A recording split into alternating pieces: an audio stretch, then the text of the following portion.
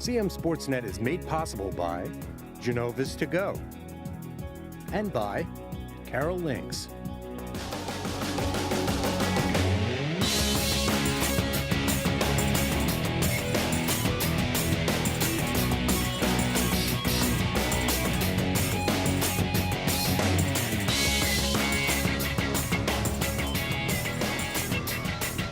Hello, everyone, and welcome to the CMSportsNet Playoffs Highlights Show, Round 2. I'm Pat Stoetzer, and joining me tonight, back with me tonight, is former South Carroll coach Mike Kraus. Coach, glad to have you with us tonight. Thanks, Pat. We're going to be showing you highlights from 3 second-round playoff games from Carroll County, involving Carroll County teams. We have Manchester Valley at Linganore, Liberty at Middletown, and Winners Mill hosting Williamsport.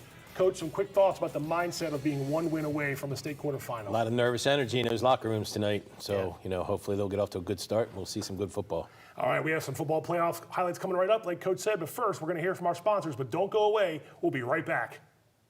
Hungry? Genova's To Go. Pizza, pasta, subs, and more. Fresh hot pizza right from the oven. Genova's To Go. A mouth-watering cheesesteak just off the grill. Genova's To Go. Fresh baked bread and plump wings seconds from the fryer. Genova's To Go. Genova's To Go carry-out, delivery, mobile device, and online ordering is available at all locations. Westminster, Hampstead, Manchester, and our newest dining room in Eldersburg. For lunch, dinner, or any time in between. Genova's To Go.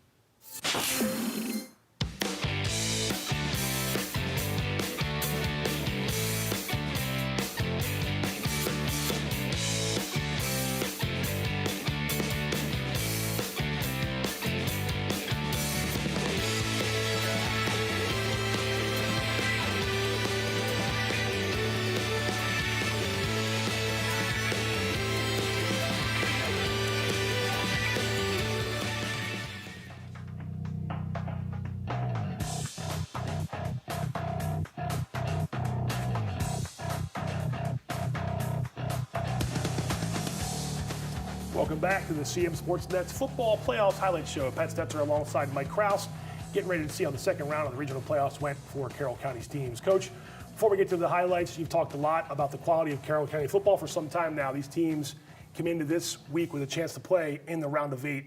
Just another example of what we see week in and week out in Carroll County? Oh, absolutely. And I've said it before, Carroll County football is good football. And, they're proving it in the state levels this year. Yep. Okay, but let's take a look now at the regional playoff bracket before we jump into the highlights.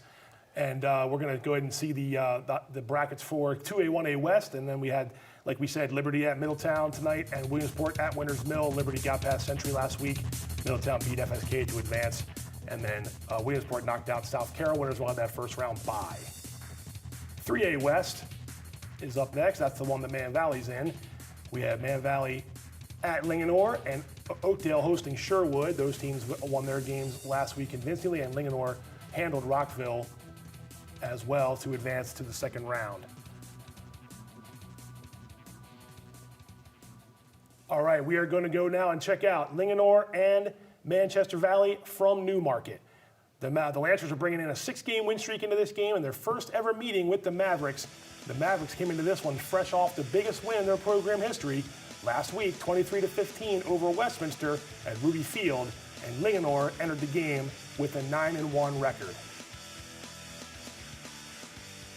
The Lancers led 14-0 early, but Man Valley answered with a 1-yard touchdown run from James Herndon.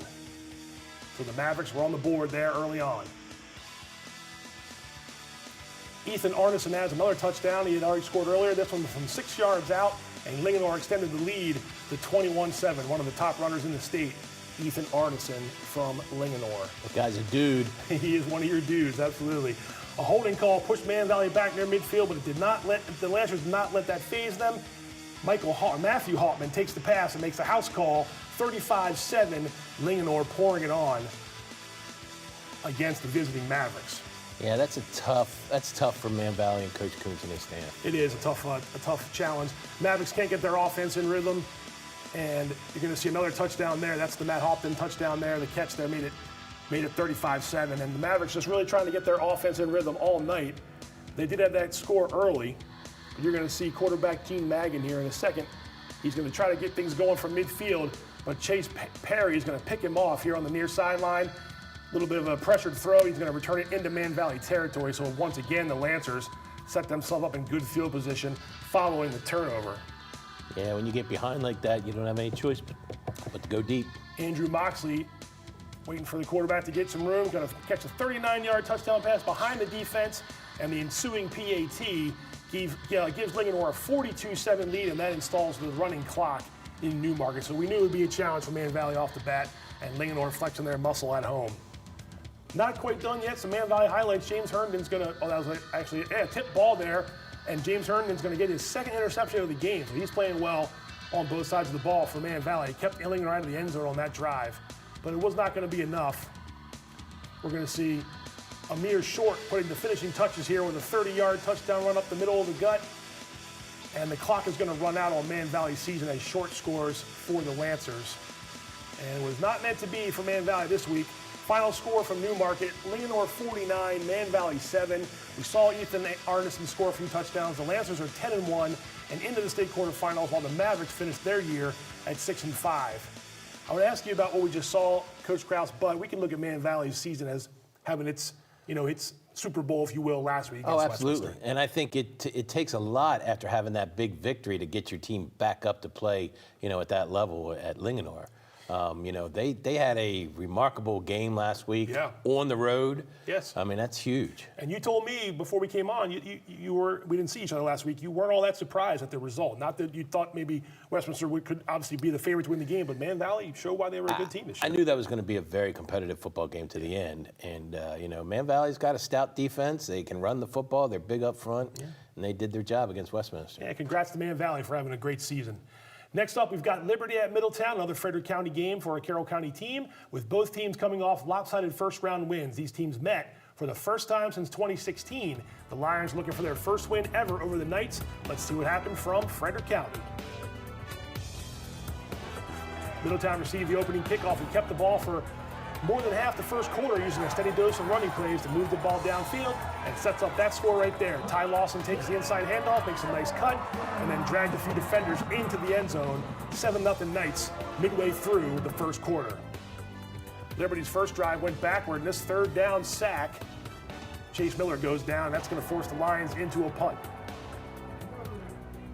But 2 plays later, Middletown's going to give the ball up on the ground, and Kevin Kern from Liberty recovers it with 2:18 left in the first. So the Lions have a little bit of momentum early in this game against Middletown. Yeah, turnovers are big. Absolutely. They can swing momentum quickly. And it swings it right here. A 33-yard run by Kevin Poole. He's the reigning CMSportsNet Athlete of the Week. A nice run here by Poole to get around here on the near side. Inside the 20-yard line goes Poole.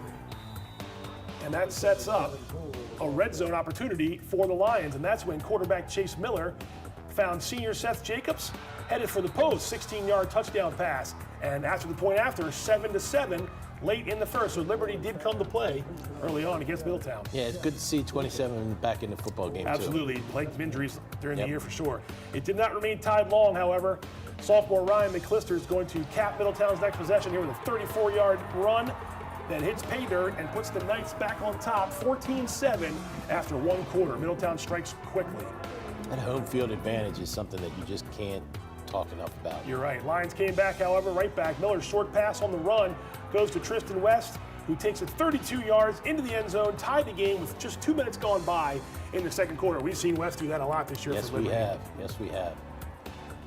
Celebration there for Lions. McClister scores his second touchdown, though. This one from 18 yards out. Nice cut back there to the middle of the field, and a nice lead, 21-14 late in the first half. After the Knights stop the Lions on their next possession with time running down into half, Britton Poffenbarger sneaks in from the 1. The quarterback puts the Knights up 28-14 at the break, and that's a huge set of scores there by Middletown to go into halftime. Yeah, psychologically that really will put your team under the gun. Yeah, under the gun for sure. Yeah, the whole half to play still, though. Liberty does come out strong to start the second half. They really fool Middletown here. Little halfback pass, a wide open Michael Martin hauls it in. 36-yard touchdown pass pulls the Lions within 28-20 early in the third quarter. Nice play there from Liberty out of the playbook. Yeah, you don't hold anything back at this point in time of the year. Absolutely not, especially in the second half on the road trailing. Lions recovered a fumble but did nothing with it. It took Middletown just 4 plays before Poffenbarger scored another sneak, and it's now 35-20, so Middletown answered midway through the third. First play of the fourth quarter, Griffin Sheridan went around left end, 11 yards out, And just like that, 42-20 Middletown, the Lions are really facing deficit right now. They're desperately trying to get back in it late in the game here. Liberty puts together a nice drive, gets into Middletown territory, but Middletown's Alex Hoy makes interception with 8:46 to play, and that pretty much all but seals it for the home team. It's going to be a final score from Middletown, 49-20. The Knights advance and move into the Class 2A 1A state quarterfinals. Liberty's season ends at 5-6. Coach Kraus, the difference in that one, what we just watched, to me, you can tell me, but I would say it was Middletown's home field advantage and just their ability to score quickly. Yeah, and I just think that, teams going into Middletown, Linganore, Urbana, Oakdale, yeah. There's just a sense of aura that you can't get behind. Mm-hmm. You have to get on top early and, put the pressure on them. And we weren't able to do that. Yeah, they were. And Liberty held with them a little bit, had it tied, Absolutely. Cut it to 8 there. And again, like you said, pulled a few tricks out of their bag. Mm-hmm. You have to at this point of the season. It wasn't a winning record for Coach Larry Luth and his guys, but they had some success this year, and congrats to getting this far. Hey, we talked early in the season that life after Jack and some of those other guys, man, I give a lot of credit to Coach Luth and his staff. He had some turnovers, too, on his staff. Turnovers on staff, and you lose your all-county caliber running back for many games during the year. Kevin Poole fills in, does a really good job. They found something on offense with Chase Miller at quarterback, Tristan West at wide receiver. So some good things definitely in Eldersburg for Liberty. Yeah, absolutely. Their future's bright. Yeah. Our final game of the evening took place just down the road in Westminster, where Winners Mill hosted Williamsport for the second time this season. The Falcons beat the Wildcats back in Week 1. Let's see how the rematch went down at Big Mill. Falcons are fired up heading into the game as they look to post their program's first ever playoff victory, and the Wildcats looking to avenge that Week 1 loss. Falcons established their ground game on their first possession when Paris Lee takes the handoff up the gut, breaks the tackle and scores from 25 yards out to put the Falcons on the board up early 6-0. Good start for Winners Mill.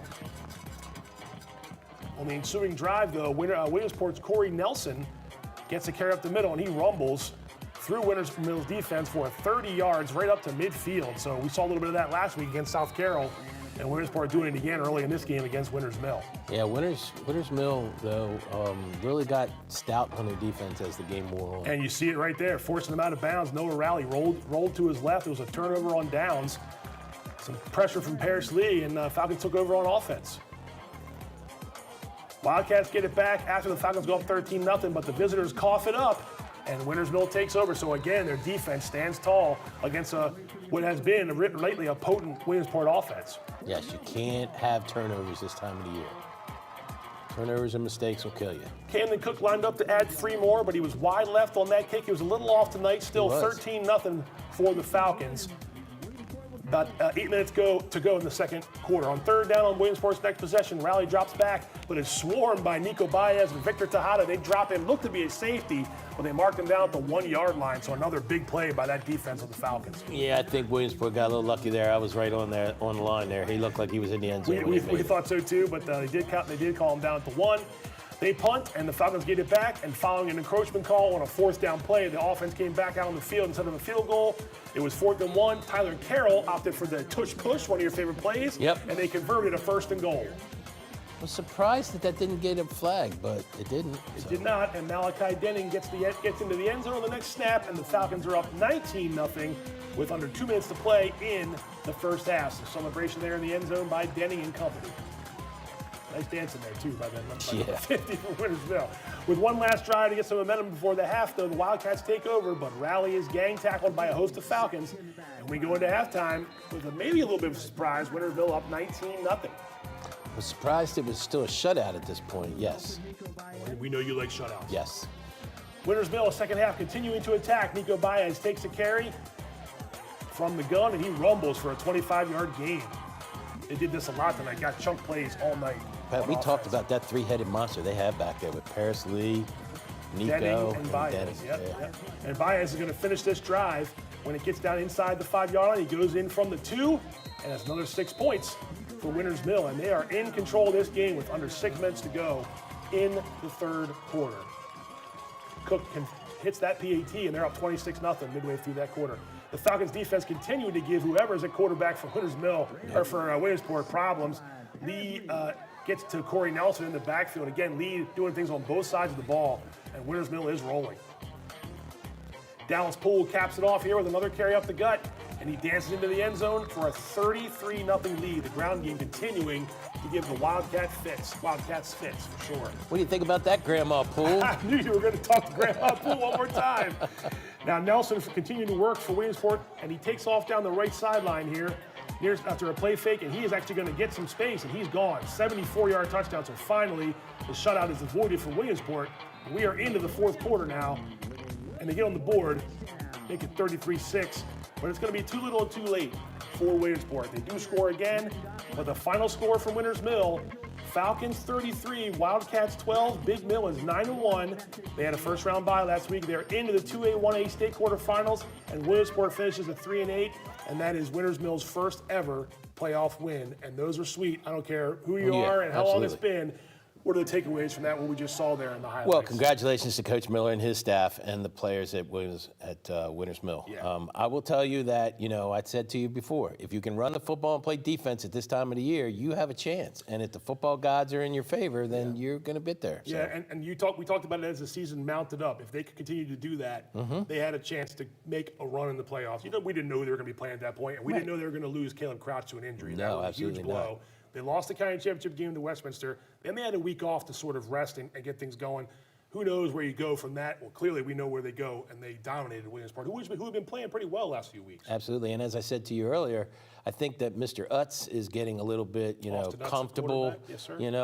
He had some big plays late in the fourth quarter, and I think that's only going to do him, more justice. So more wonders than that for that offense. And like you mentioned, we'll get to the scores in a second. I mean, Malachi Denning, Paris Lee, Nico Baez, and others, they run the ball so well in Winters Mill. They've been doing it all year. Yeah, you look at their front. I mean, I looked at them closely tonight. They're not very big, but they are technical, man. Yeah. They get inside of you and they move you. And that goes a long way, right? Yeah, absolutely. All you got to do is give them. Not small. They got some big boys up front. By no means whatsoever are they small. Yeah. Absolutely not. They tossed them around a little bit tonight. Time to check the scoreboard from our second round of playoff action, the games that involve Carroll County teams. We are in week 11, round 2 of the playoffs. Now you see Linganore advance with their win over Man Valley. Middletown handled Liberty, and Winters Mill, their first ever playoff win, came at home. Their second win of the year against Williamsport. We're going to go from those round 2 scores with an updated look at the playoff brackets. Now tonight's winners advance to the quarterfinals, and they get reseeded though in the next round. So that's why you see TBD there in the next round. We don't know who they're going to be playing. Necessarily won't play the same teams in the region, but that is Winters Mill advancing, and Middletown from that region, they will get into the 2A, 1A quarterfinals on that side. And then over to the 3A side, again, we saw the scores. Linganore got past Man Valley, and Oakdale stays unbeaten. They took care of Sherwood, so the Bears, who got to the finals last year, I believe, are back in the quarterfinals again this year. They're a force to be reckoned with out there in Frederick County. That's a full team of dudes. Just quick thoughts from the second round of playoff action that we saw tonight. I'm real happy, Carroll County showed up. I mean, last week's win with Man Valley over Westminster, unfortunately they got the buzzsaw in Linganore. Yeah, it had to go to Linganore. I mean, Liberty going to Middletown, that's tough. Yeah. But I'm really proud of Winters Mill, man, what they've done this year. So I'm looking forward to seeing where they go, how far they can go. You've talked about them a lot. We've talked about it a lot, and rightfully so. A reminder: we've got more than just playoff football going on right now. Carroll County has a pair of boys soccer teams playing in the state semifinals on Saturday at noon. In Class 2A, it's Century taking on Queen Anne's at Glen Burnie High School. The Knights are into the Final Four for the 7th time in program history, and they last won a state title back in 2019. Nick McGinn leads Century's offense with 22 goals, and he has 5 goals in his last 2 games. So Century on fire right now. Another team that's hot, Liberty. They play Hartford Tech at Bel Air High School in the 1A state semifinals. The first such game for the Lions since 2010. Wow. Lucas Britos helped the Lions win a regional title last 2 games ago with 3 goals in their game against South Carroll. So good luck, and good luck to Liberty and Century in their state semifinal games tomorrow. Back to football now, and one more look at the soccer brackets. Sorry about that. The boys Class 1A, you see Allegheny and Perryville in the one semifinal, Hartford Tech and Liberty in the other one. They will meet in the finals next week at Loyola Maryland's at Ridley Athletic Complex. That's on the 1A side. And the 2A side, there it is, Queen Anne's and Century will face the winner. Whoever wins that game will face the winner of North Hartford Damascus. So some soccer action still to go. Next Thursday, Friday, Saturday are the state finals. More details to come in the coming days. Back to football now, and a look at our top plays, our picks for the top plays for the month of October. We have plenty of standout plays to choose from. Let's find out if your favorite team made the cut. Let's take a look. It's time for CMSportsNet's top football plays for the month of October. We went through our coverage of high school football games from the past month and came up with our top 5 picks for the best of the best. But before we get to the countdown, here are a few plays that didn't make the cut but still deserve a second look.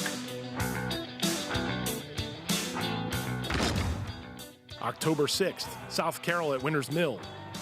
The Cavaliers come back from 10 points down in the final 60-plus seconds, and Cannon Hunter sends the game into overtime with a 40-yard field goal as time expires in regulation. October 20th, South Carroll at Century.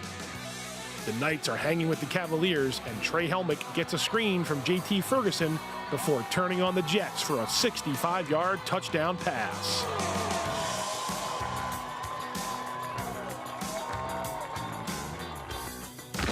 And now on to the top 5 plays of the month.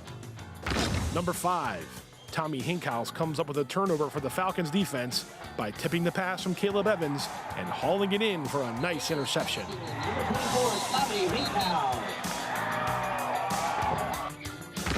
Number 4, Eagles QB Ben Stevens sends a throw down the sideline, and Braden Haven snags it to complete a 43-yard scoring play.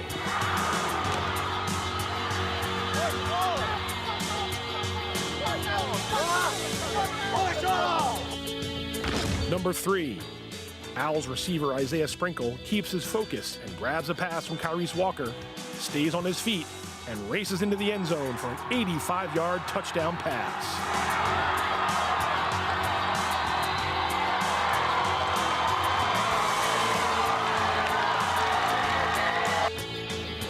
Number 2, the Mavericks and Eagles are tied late in regulation before Gene Magan finds James Herndon down the near sideline for a 45-yard touchdown pass and the game winner.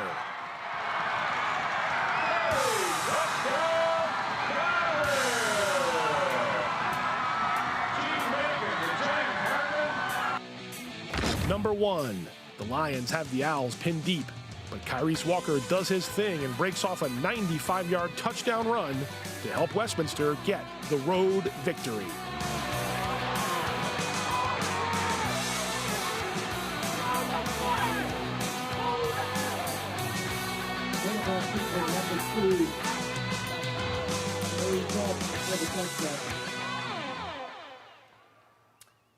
Coach, we had the pleasure to see just about all those plays live, either on site or in the studio.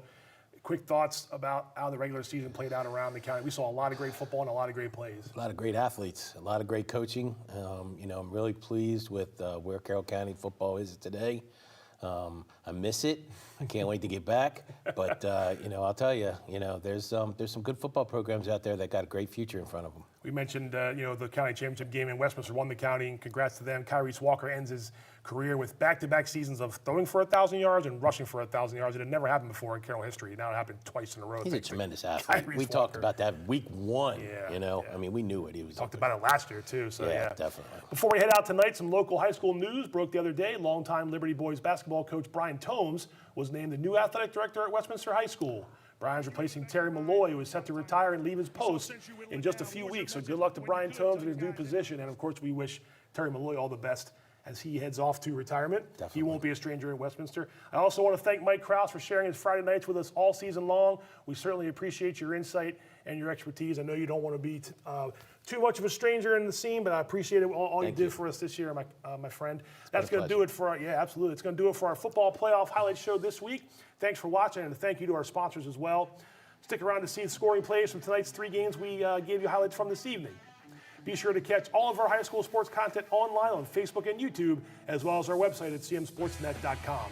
And you can watch us on cable channel HD 1086. Thanks again, everybody, and we'll see you next time. Enjoy the scores. Nice.